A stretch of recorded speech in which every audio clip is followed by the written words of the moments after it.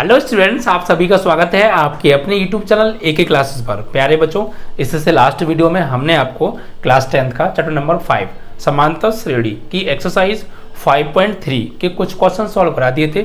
I hope कि आपने उन सभी प्रश्नों को देख लिया होगा और बहुत अच्छे से समझ लिया होगा। बच्चों, आज हम एक्सरसाइज 5.3 को फिनिश करेंगे। इसके अंदर कुछ और क्वेश्चंस बचे हैं, उन्हें सॉल्व कराकर। तो वीडियो अगर अच्छा लगे तो ज़्यादा से ज़्यादा शेयर कीजिएगा और अपने ज़्यादा से ज़्यादा न्यू फ्रेंड्स को ऐड कीजिएगा हमारे चैनल से। ओके बच्चों, चलिए। तो बच्चों 5.3 के अंदर हमने जो क्वेश्चन सॉल्व कर लिए थे वो 16 तक सॉल्व कर लिए थे। आज आपके 17, 18, 19 एंड 20 क्वेश्चन चलने वाले हैं। देन आपका चैप्टर फिनिश, एक्सरसाइज फिनिश। ठीक है बच्चों, चलिए। तो 17 क्वेश्चंस को समझेंगे। पहले क्या कहा है, ध्यान से। एक स्कूल के विद्यार्थियों ने वायु प्रदूषण कम करने के लिए स्कूल के अंदर और बाहर पेड़ लगाने के बारे में सोचा। भैया, वायु प्रदूषण आप लोग जानते हैं बहुत ज़्यादा फैल रहा है।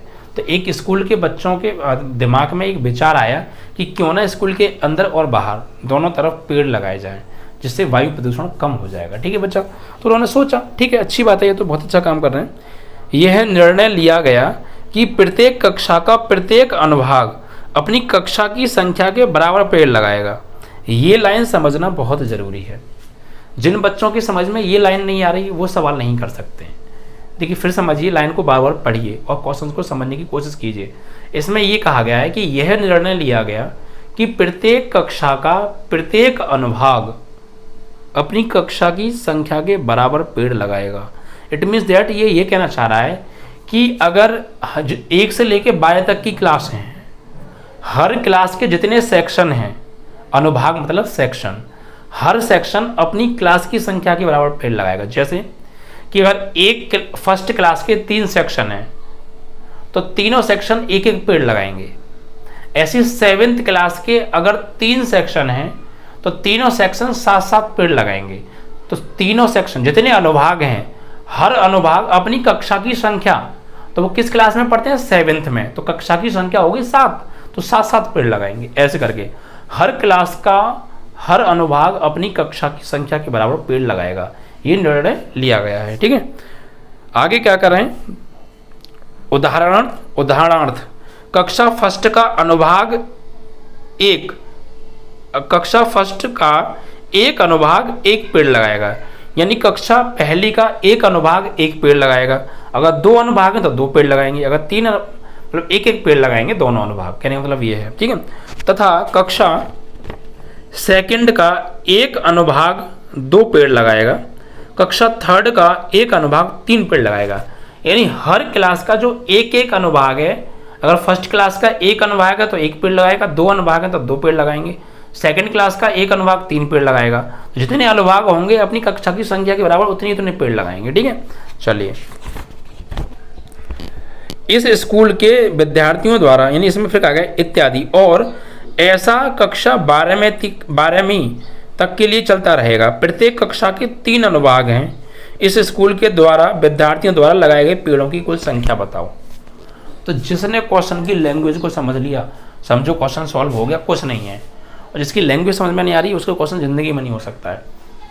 मैं समझा रहा हूँ, ध्यान से समझिएगा। देखिए, इस क्वेश्चन के अंदर क्या कहा है, मैं आपको सिंपल भाषा में समझा रहा हूँ। फर्स्ट क्लास है, सेकंड क्लास है, थर्ड क्लास है, फोर्थ क्लास है, ऐसे ही बच्चा टोटल 11th 12th क्लास तक है इसमें। ठीक है, ये 12th क्लास तक है और हर कक्षा के 3 अनुभाग हैं। इसके भी 3 अनुभाग हैं, यानी section A, section B, section C हम कह सकते हैं। अनुभाग का मतलब होता है बच्चा सेक्शंस।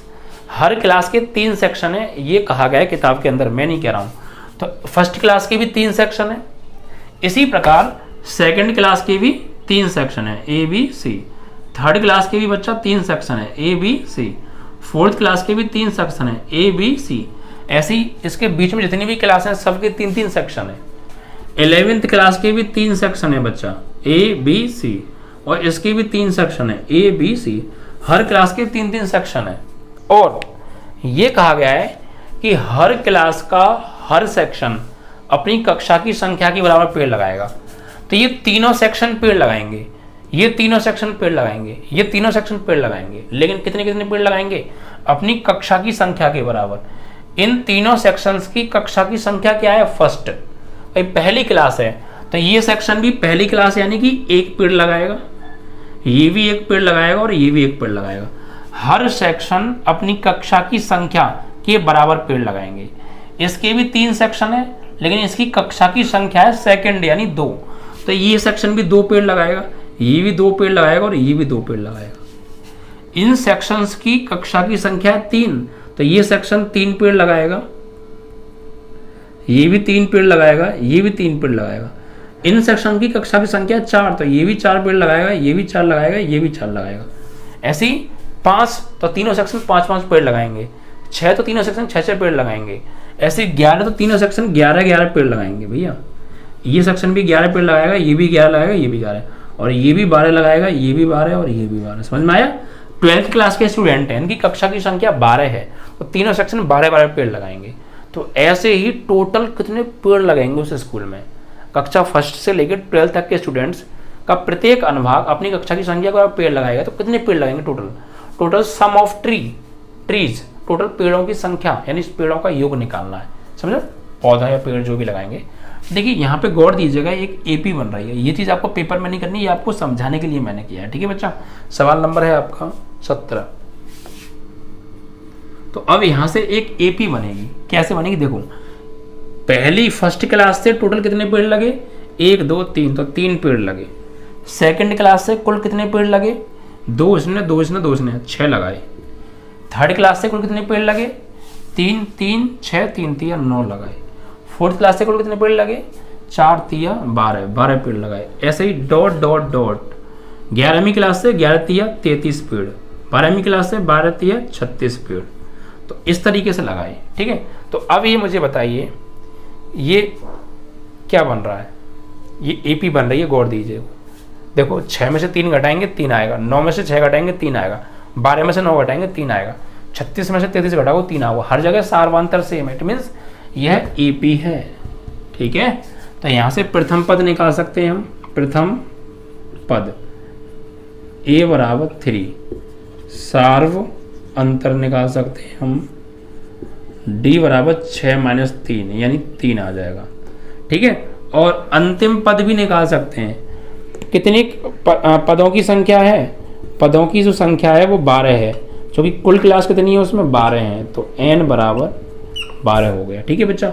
अब यहाँ पे निकाल सकते हैं कक्षा 1 से 12वीं तक के विद्यार्थियों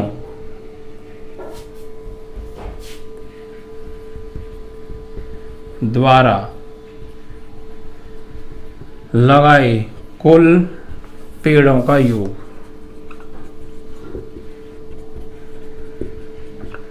SN बराबर N/2 2A + N-1D। तो कितने हैं? 12। N बराबर 12, तो 12/2। 2A की वैल्यू 3 प्लस N की वैल्यू 12 -1 और D की वैल्यू कितनी है बच्चा? 3 है। तो इसे सॉल्व कर लो, बस आपका आंसर आ गया। तो भैया 2 छिक्के 12, तो यहाँ आ जाओ। 6 ब्रैकेट में 3 दूनी 6 प्लस 12 में से गया 11 3 33, तो 6 × 33 और 6 39, 6 9 54, 6 3 18 और 5, 18 और 5 होते हैं आपके 23, है ना? 234 पेड़ लगेंगे कुल। ठीक है? 6 9 54, 6 3 18 और 5 23 हो गए। तो 234 पेड़ लगेंगे टोटल स्कूल के अंदर और बाहर मिलाकर। ठीक है बच्चा? समझ में आया? कॉन्सेप्ट समझिए। कोई दिक्कत हो तो वीडियो के बाद रिपीट कर लेना, वो भी क्लियर हो जाएगा। तो लैंग्वेज जो अब आगे क्वेश्चन से आने वाले हैं, और ये जो क्वेश्चन था अगर आप इनकी लैंग्वेज नहीं समझ पाएंगे ना तो आप क्वेश्चन कर ही नहीं पाएंगे। ठीक है? लैंग्वेज बहुत जरूरी है, तो लैंग्वेज में आपको समझा तो रहा हूँ। ठीक है? इसके बाद अब आ गया बच्चा 18वां सवाल, है ना? 18वें सवाल को ध्यान से समझिएगा इसको भी। इसमें क्या कहा है? केंद्र A से प्रारंभ करते हुए बारी बारी से केंद्रों A और B को लेते हुए त्रिज्या 0.5, 1, 1.5, 2 सेंटीमीटर वाले उत्तरोत्तर वृत्तों को खींचकर एक सर्पिल स्पाइरल यानी कि बनाया गया है, जैसा कि आकृति में दर्शाया गया है। 13 क्रमागत अर्धवृत्तों से बने इस सर्पिल की कुल लंबाई क्या है। देखिए एक डायग्राम दे रखा है, पहले उसे देख लीजिए आप, तभी समझ पाएंगे आप ना। यहाँ पर ए पॉइंट है और यहाँ पर बी पॉइंट है, ठीक है।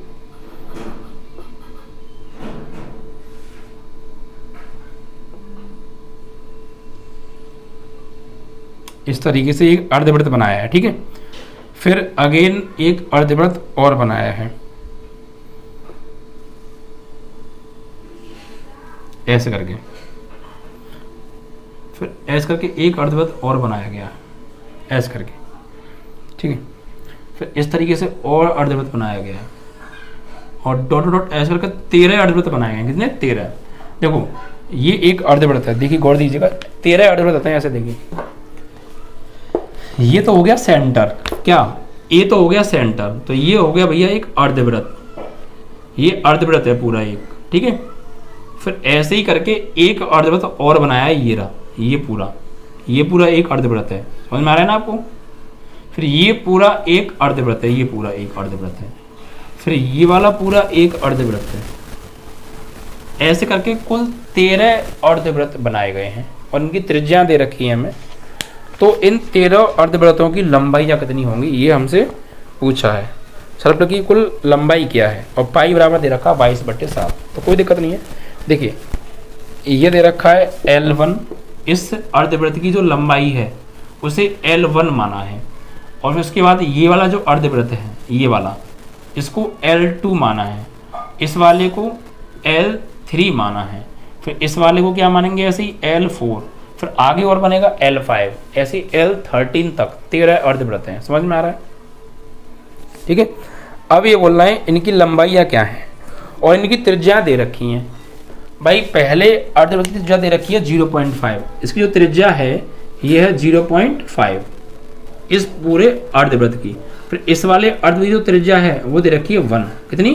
1.0 इस पूरे की, ठीक है। उसके बाद फिर जो ये ऊपर वाला अर्धवृत्त है इसकी दे रखी है त्रिज्या 1.5 इस वाले की। यानी हर बार क्या हो रहा है, त्रिज्या 0.5 इंक्रीज होती जा रही है। त्रिज्या है ना, या व्यास है, एक बार चेक कर लेते हैं, क्योंकि हमने व्यास बना दिया है ना। त्रिज्या है बच्चा, ये त्रिज्या तो बच्चा इतनी होगी ना सिर्फ, और इस वाले के लिए जो त्रिज्या फिर हमने गलत बना दिया, ये त्रिज्या दी है हमें, त्रिज्या ना कि व्यास, ठीक है। अब देखिए इसकी त्रिज्या दे रखी है 0.5 और इस वाले की त्रिज्या दे रखी है बड़े वाले की ये पूरी 1.0, ये यहाँ से लेके यहाँ तक, ठीक है। और इस वाले के लिए जो त्रिज्या दे रखी है ये, इसकी जो त्रिज्या है ये वाली तो हो गई इसकी त्रिज्या, है ना, इस वाले की, और इस वाले की जो त्रिज्या दे रखी है ये वाली टोटल यहाँ से लेके यहाँ तक की, ये दे रखी है 1.5 इस तरीके से, ये त्रिज्या बढ़ाते जा रहे हैं। तो ऐसी 13 अर्धवृत्तों की त्रिज्याओं का योग कितना होगा, त्रिज्याओं की परिधि का योग।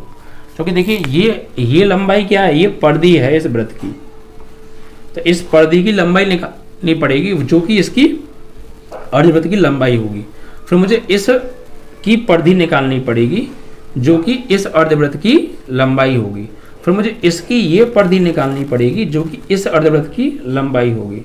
तो मुझे इसकी परिधि निकालनी पड़ेगी जो कि इस अर्धवृत्त की लंबाई होगी। ऐसे 13 अर्धवृत्त की परिधियों को जोड़ने पर क्या आएगा, ये कहा है बच्चा। तो कोई दिक्कत नहीं है, सवाल नंबर आपका 18 है ना, यस। तो लिख लेते हैं यहाँ पे 13 क्रमागत अर्धवृत्तों की त्रिज्याएं हमें दे रखी हैं 0.5, 1.0 सेंटीमीटर में, ये सब ठीक है भैया, centimetre, 1.0 centimetre, 1.5 centimetre, 2.0 centimetre, dot dot dot, ऐसी 13 अर्धवृत्त हैं बच्चा, ठीक है। तो हम क्या करते हैं, 13 की ना निकाल के 2-4 की लंबाई निकाल लेते हैं, एक सीरीज बना लेंगे, ठीक है। तो हम यहाँ निकालेंगे पहले अर्धवृत्त की परिधि, ये वाली, ठीक है। तो यहाँ लिखेंगे पहले अर्धवृत्त की परिधि की लंबाई। तो भैया पहला है, इसकी त्रिज्या r1 मान लेते हैं, ठीक है। तो ये हो जाएगी, अर्धवृत्त की परिधि क्या होती है, पूरे वृत्त की जो परिधि होती है वो होती है 2πr, लेकिन अर्धवृत्त की परिधि होती है सिर्फ πr, ठीक है। तो πr1, πr ओनली। भाई आधे वृत्त की परिधि की बात हो रही है तो πr होगा, लेकिन पहला वृत्त है तो r1 लगा लिया है, ठीक है। अब इसको सॉल्व करेंगे तो पाई रहने दो, अभी आप यहाँ पे पाई ही रहने दो। r1 की वैल्यू 0.5, यानी हम कह सकते हैं 0.5 पाई हो गया, इतने सेंटीमीटर। ये पहले अर्धवृत्त की परिधि आ गई। इसी प्रकार दूसरे अर्धवृत्त की परिधि की लंबाई, ठीक है, बराबर, यानी ये L1 है और ये L2 हो जाएगा। तो ये हो जाएगा, दूसरा है तो पाई R2 हो जाएगा। तो पाई और R2 की वैल्यू कितनी दे रखी है, 1.0 सेंटीमीटर, यानी 1 पाई सेंटीमीटर हो जाएगी। ऐसे ही तीसरे अर्धवृत्त की परिधि की, भाई लैंग्वेज पर लिखनी पड़ेगी तभी काम बनेगा, कि लंबाई L3 बराबर पाई R3 मान लेते हैं। इसकी त्रिज्या जो है R3 है। तो ये क्या हो जाएगा भाई, ये आपका हो जाएगा पाई R3 की वैल्यू है 1.5 सेंटीमीटर, यानी 1.5 सेंटीमीटर, ठीक है, पाई 1.5 पाई सेंटीमीटर। ये आ गई हमारे तीसरे अर्धवृत्त की परिधि, ठीक है। समझ में आया। क्वेश्चंस को जब तक आप नहीं पढ़ेंगे, भाषा समझ में नहीं आएगी, क्वेश्चन नहीं होगा। इसलिए फिर समझ लीजिएगा। केंद्र ए से प्रारंभ करते हुए बारी बारी से ए और बी को लेते हुए त्रिज्या 0.5, 1 सेंटीमीटर, 0.15, 1.5, 2.0 उत्तरोत्तर वाले अर्धवृत्त खींचकर एक सर्कल बनाया गया है, जैसा कि आकृति में दर्शाया गया। 13 अर्धवृत्तों से बनी इस सर्कल की लंबाई क्या होगी, वही चीज़ है, ठीक है बच्चा। चलिए, तो यहाँ पर अब बनाएंगे हम AP। पहले अर्धवृत्त की लंबाई कितनी है, 0.5 पाई। दूसरे अर्धवृत्त की लंबाई है 1 पाई। तीसरे अर्धवृत्त की लंबाई है 1.5 पाई। ऐसे अगले की आएगी 2 पाई, डॉट डॉट डॉट कहाँ तक, 13 पदों तक।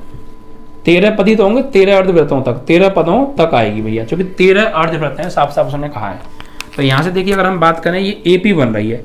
1 पाई में से आधा पाई घटाएंगे तो आधा पाई बचेगा। 1.5 पाई में से 1 पाई जाएगा तो आधा पाई बचेगा। 2 पाई में से 1.5 पाई जाएगा तो आधा पाई बचेगा। हर जगह डिफरेंस सेम है, इट मीन्स दैट ये AP है। तो यहाँ पर लिखेंगे प्रथम पद, ये AP बन गई बच्चा, ठीक है। तो प्रथम पद यानी स्मॉल a बराबर 0.5 पाई, सार्व अंतर d बराबर 1 पाई में से घटाना है 0.5 पाई, फाइनली 0.5 पाई ही आएगा। और n बराबर 13, जो कि 13 पदों तक जाना है, ठीक है। तो a आ गया, d आ गया, n आ गया, सब कुछ तो आ गया। अब योग निकाल देते हैं आराम से हम। यहाँ पे लिखेंगे 13 अर्धवृत्तों की लंबाई का योग निकालना है, यानी Sn बराबर n/2, 2a + n-1d।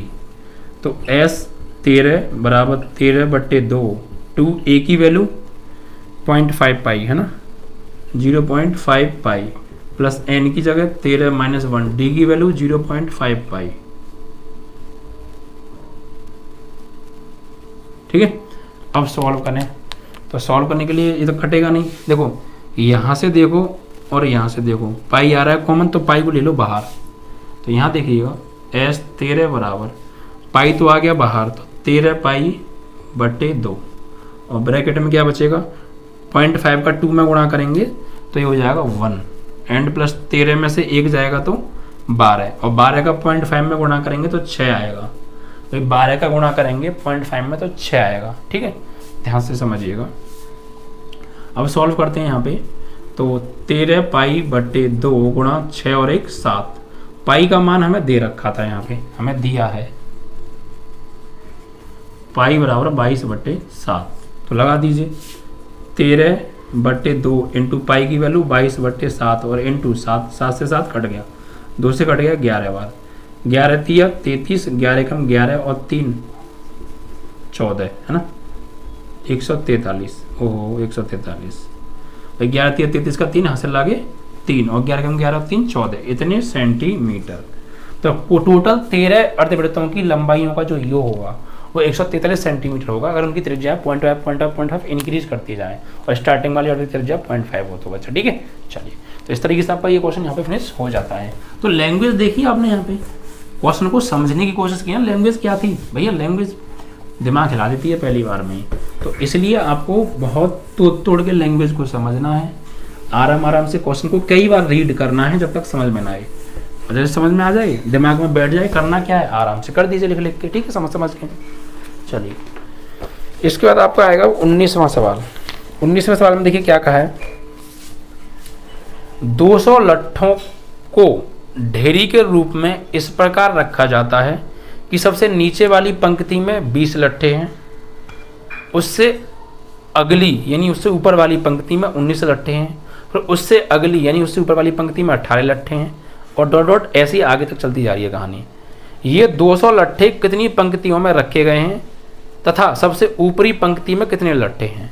चित्र तो मैं देखिए आपको किताब में दिखा सकता हूँ या फिर आपको क्वेश्चन में दिख गया होगा स्क्रीन पर, ठीक है। ऐसे करके कुछ 200 लट्ठे हैं, कुल लट्ठे, तो कुल लट्ठे देख लेते हैं यहाँ पे 19, कुल लट्ठों की संख्या, कुल लट्ठों की संख्या का योग, यानी SN बराबर दे रखा है 200 लट्ठे हैं बेटा टोटल, ठीक है बच्चा। अब ये बोल रहे हैं सबसे नीचे वाली पंक्ति में रखे गए हैं बच्चा 20 लट्ठे, सबसे नीचे वाली पंक्ति में लट्ठे बराबर 20। सबसे नीचे वाली एक पंक्ति है, इसमें 20 लट्ठे हैं, फिर इससे ऊपर एक पंक्ति है, इसमें 20 है, फिर एक कम हो गया ये 19 है, फिर इससे ऊपर है, इसमें ये कम 18 है, फिर इससे ऊपर है 17 है, ऐसे ये कम होती गई है, ठीक है। और 200 लट्ठे फिट कर दिए, तो क्या ये एक AP नहीं बनेगी, देखो 20, फिर उससे ऊपर वाली में 19, फिर उससे ऊपर वाली में 18, फिर उससे ऊपर वाली में 17 एंड डॉट डॉट डॉट कहाँ तक, कितनी बनेंगी हमें तो पता नहीं कितनी लाइन बनेंगी, तो N पदों तक, N पदों तक। भाई हमें नहीं पता है कि ऐसी कितनी परतें बनेंगी लट्ठों की, तो हमने मान लिया N परतें बनेंगी, ठीक है। यही तो हमसे किताब में पूछा था कि सबसे ऊपर वाली पंक्ति में कितने लट्ठे हैं और 200 लट्ठे कितनी पंक्तियों में रखे गए हैं, तो हमें तो पता नहीं है। तो यहाँ हम एक लाइन लिख लेंगे कि माना 200 लट्ठे N पंक्तियों में रखे गए हैं, तो पहली पंक्ति, दूसरी पंक्ति, तीसरी पंक्ति, चौथी पंक्ति, डॉट डॉट N पंक्ति, ठीक है। अब देखिए यहां से देखिए ये एक AP है बच्चा, तो प्रथम पद क्या होगा यहाँ से A बराबर 20, सार्व अंतर क्या होगा बच्चा यहाँ से D बराबर 19 माइनस 20 यानी -1, ठीक है। और SN कितना है 200 है, क्योंकि टोटल लट्ठे 200 हैं। अब N निकालना है हमें, क्या फाइंड करना है N, कुल पंक्तियों की संख्या। तो ये चीज समझ में आई ना आपको, अगर आप ये भाषा समझ गए तो सवाल हो गया। तो लगाओ बच्चा SN बराबर N/2 2A प्लस N-1D, ठीक है। तो SN 200 N/2 2A, A की वैल्यू 20 प्लस N की वैल्यू N ही है, -1D की वैल्यू -1। सॉल्व कर दें, इधर आ जाओ, दो इधर भाग में इधर जा गुणा में हो जाएगा, 200 दूनी 400 बराबर N। यहाँ देखो 20 दूनी 40 प्लस -1 का N में गुणा करेंगे तो -N हो जाएगा, है ना, और -1 का -1 में करेंगे तो +1 हो जाएगा। सॉल्व करो भैया, 400 बराबर N का 40 में करेंगे या 40 और 1 41 हो गया, ऐसा कर लो। 40 और 1 41 माइनस एन, तो 400 बराबर एन का 41 में करेंगे 41 एन, एन का एन में करेंगे एन स्क्वायर, दोनों को इधर ले आओ तो एन स्क्वायर प्लस का हो जाएगा, ये 41 एन इधर आएगा, मतलब इन दोनों को हम इधर लाएं तो ये प्लस का ये माइनस का, ये पहले से ही यहाँ प्लस का है 400 बराबर 0। और ये क्या बन गई, ये क्वाड्रेटिक इक्वेशन, द्विघात समीकरण। इसके क्या करने हैं फैक्टर, और यहाँ से जो भी एन का मान मिलेगा वही आंसर होगा, बट पूर्ण संख्या में जो आएगा वही लिया जाएगा। तो 400 के ऐसे फैक्टर करोगे जोड़ने पे 41 आए, 400 के ऐसे फैक्टर को जोड़ने पे 41 आया, तो बच्चा करो फैक्टर, देखो 400 2 से काटेंगे 200 बार, 2 से काटेंगे 100 बार, 2 से काटेंगे 50 बार, 2 से काटेंगे 25 बार, 5 से काटेंगे 5 बार, 5 से काटेंगे 1 बार, इनसे मिला के होंगे फैक्टर। तो करो भैया 41 आना चाहिए ना, तो भाई 25 जोड़ने पर लाना है, 2 दूनी 4, 4 दूनी 8, 8 दूनी 16 और 25, 16 25 41 है ना, 16 25 41 हो गया। भाई देखो ना, 2 दूनी 4, 4 दूनी 8, 8 दूनी 16, 16 तो ये हो गए और 25 ये हो गए, 25 16 41, जोड़ने पे 41 आना है, गुणा करने पर 400 आना चाहिए, तो 25 16 गुणा करो 400 ही आएगा। तो एन स्क्वायर 41 को लिखेंगे 25 प्लस 16 एन प्लस 400 बराबर 0।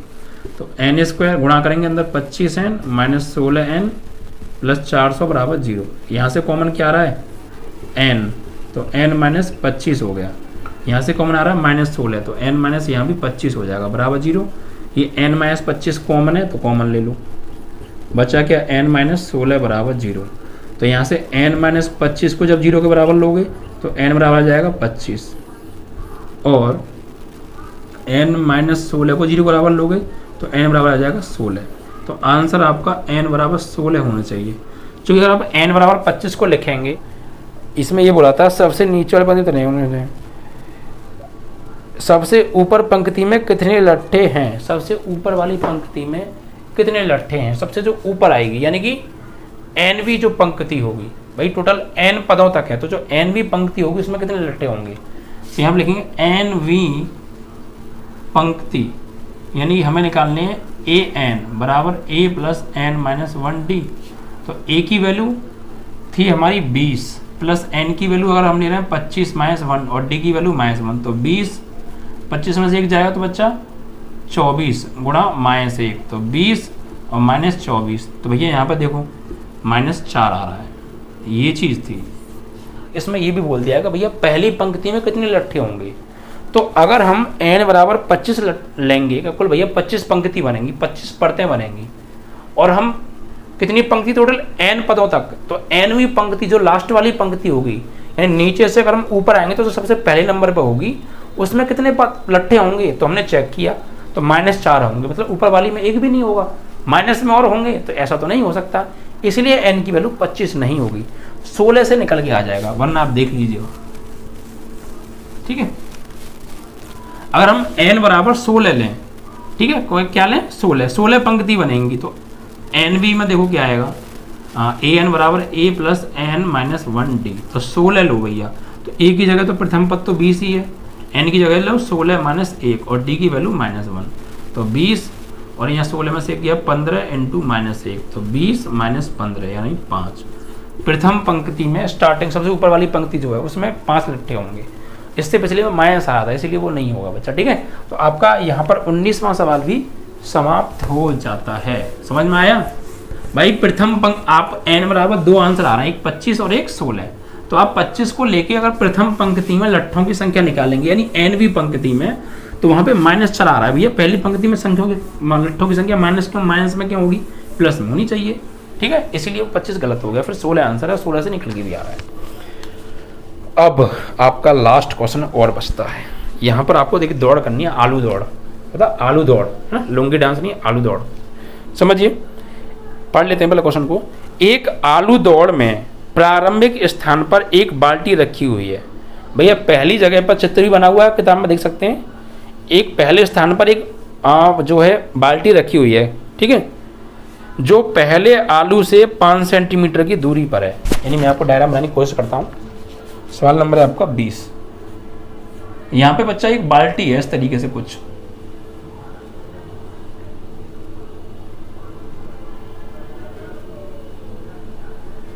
कुछ इस तरीके से, जो भी हो यार, ठीक है, ऐसे करके कुछ एक बाल्टी है, ठीक है, और इस बाल्टी से 5 सेंटीमीटर की दूरी पर एक आलू रखा हुआ है, 5 सेंटीमीटर की दूरी पर, ठीक है। फिर आगे पढ़िए, पहले आलू से 5 सेंटीमीटर की दूरी पर है, 5 मीटर की दूरी पर है, not centimetre, only metre, okay. तथा अन्य आलूओं को एक सीधी रेखा में 3-3 सेंटीमीटर की दूरी पर रखा गया है। यानी इस बाल्टी से 5 मीटर की दूरी पर एक आलू है, उसके बाद और भी आलू रखे हैं, लेकिन वो हर 3-3 सेंटीमीटर की दूरी पर है, 3-3 मीटर की दूरी पर है। यानी इसके बाद जो अगला आलू है वो 3 मीटर की दूरी पर है, तो इसका जो अगला आलू है वो 3 मीटर की दूरी पर, फिर उसका अगला जो आलू है वो 3 मीटर की दूरी पर है। सीधे में आलू रखे हुए हैं भैया, ठीक है। इस रेखा पर 10 आलू हैं, टोटल कितने हैं, डॉट डॉट डॉट कितने, 10 पदों तक, 10 पदों तक भैया 10 आलू हैं टोटल, 10 आलू, ठीक है। अब आगे बोल रहे हैं, प्रत्येक प्रतियोगी यानी जो भाग लेने वाला है इस कंपटीशन में, बाल्टी से चलना प्रारंभ करता है, निकटतम आलू को उठाता है, यानी प्रत्येक प्रतियोगी बाल्टी से चलना प्रारंभ करती है, लेडी है भैया, बच्ची है वही, और निकटतम आलू को उठाती है, उसे लेकर वापस आकर दौड़कर बाल्टी में डाल देती है, ठीक है साहब। फिर दूसरा आलू उठाने के लिए वापस दौड़ती है, उसे उठाकर वापस बाल्टी में डालती है, और वह ऐसा तब तक करती है जब तक कि सभी आलू बाल्टी में ना आ जाएं।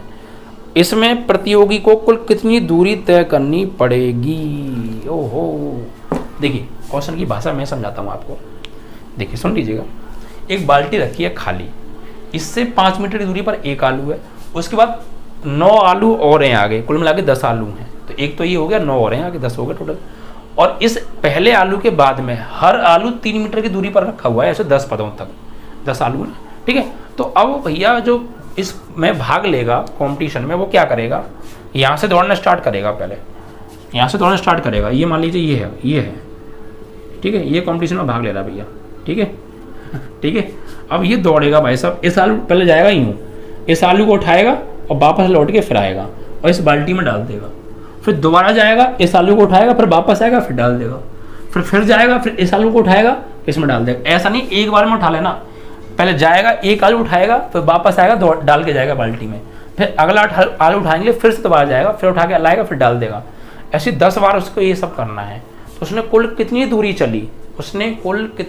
चली, ये देखना है। तो देखिए बच्चा, उसने सबसे, मैं एपी बनेगी, यहाँ से एपी बनेगी, देखिए कैसे, यहाँ से उसने स्टार्ट किया था, मैं आपको समझा रहा हूँ एपी कैसे बनेगी।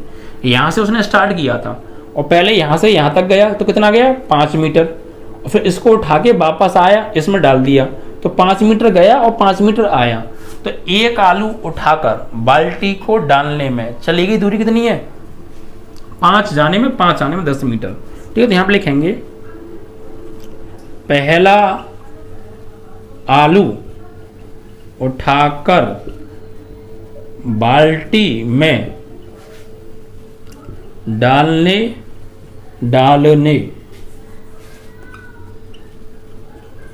में चली दूरी, कितनी दूरी चली है भैया, तो 5 गया 5 आया, 10 मीटर की दूरी चली। एक आलू बाल्टी में तब पड़ेगा जब वो 10 मीटर चल लेगा। फिर इसी प्रकार दूसरा आलू उठाकर वापस बाल्टी में डालने में चली दूरी, तो भैया पहला आलू गया लेने, वापस आके डाल दिया, अब यहीं पे खड़ा है वो, अब दूसरा आलू लेने यहीं से जाएगा दोबारा, तो यहाँ पे आएगा, क्योंकि दूसरा आलू ये है, तो 5 तो ये चलेगा और 3 ये चलेगा। टोटल आलू तक पहुँचने में, दूसरे आलू तक पहुँचने में 5 और 3 8 मीटर की दूरी तय करनी पड़ेगी, और वापस आके फिर उसे डालेगा तो 8 मीटर वापस, तो 8 जाने और 8 आने, टोटल 16 चलेगा, कितनी, 16 मीटर। ऐसे ही तीसरा आलू वापस जाएगा और लेकर फिर वापस आएगा, तो तीसरा आलू तक पहुंचने में कितनी चलनी पड़ेगी, 5 और 3 8 और 3 11 आलू तक पहुंचने में, और वापस उसको बाल्टी में डालने के लिए 11 और, तो 11 दूनी 22 मीटर। ऐसे ही डॉट डॉट डॉट 11 पदों तक करना, 10 पदों तक उसको ये सब करना पड़ेगा। तो कुल कितनी दूरी चलेगा, तो एपी बन गई बच्चा, देखो पहले आलू को लेकर बाल्टी में डालने में दूरी चली 10 मीटर, फिर उसके बाद अगले को 16, उसके बाद 22, ऐसी डॉट डॉट कितने पदों तक, 10 पदों तक करना है ये काम उसे, क्योंकि 10 आलू है ना टोटल। तो भैया देखो ये एपी बन रही है, 16 में से 10 जाएंगे 6, 22 में 16 जाएंगे 6, ऐसी आगे भी। तो प्रथम पद क्या होगा यहाँ से, a बराबर 10, ठीक है। सार्व अंतर क्या होगा यहाँ से, d बराबर 16 माइनस 10 6, n बराबर कितना हो गया यहाँ से 10, क्योंकि 10 आलू हैं टोटल। तो योग निकालना है बच्चा। अब तो यहाँ लिखेंगे 10 आलुओं को बाल्टी में डालने में चली कुल दूरी बराबर SN बराबर N/2 2A प्लस N-1D, ठीक है। तो देखो SN निकालना है, तो N बराबर कितना है 10, तो S10 10/2 2A, A की वैल्यू पहले आलू को उठाने में चलेगी दूरी कितनी 10, फिर N बराबर 10 माइनस 1, और D की वैल्यू कितनी है बच्चा 6, कितना है बच्चा 6, D की वैल्यू कितनी है 6, ठीक है। अब आगे समझते हैं। तो 2 पंजे 10, तो 5 बराबर 2 ढाई 20, 10 में से एक जाएगा 9 गुणा 6, तो ये यहाँ पे हो गया आपका 5, तो इधर आएगा ना ये बराबर है ना। तो 5 20 और 9 छिक्के 54, तो भैया 5 गुणा 20 और 54 कितना हो गया 74, 5 चौक 20 और 5 सत्ते 35 और 2 37, 370 मीटर की दूरी उसको 10 आलू को उठाकर बाल्टी में डालने में चलेगी दूरी है बच्चा 370 मीटर, ठीक है। तो समझ में आया। इस तरीके से आपका ये एक्सरसाइज फिनिश हो गई। तो ये क्वेश्चंस लैंग्वेज वाले थे। अगर थोड़ी सी भी दिक्कत आई हो तो वीडियो को दोबारा देखिएगा, मेरे बोलने लिखाने पर पूरा फोकस कीजिएगा, सवाल को बार बार पढ़िएगा, लैंग्वेज को मैंने समझाया है क्वेश्चन के अंदर उसको समझिएगा, फिर आपकी सारी चीज़ें क्लियर हो जाएंगी, ठीक है बच्चा। वीडियो को लाइक शेयर करना मत भूलिएगा। जय हिंद, जय भारत।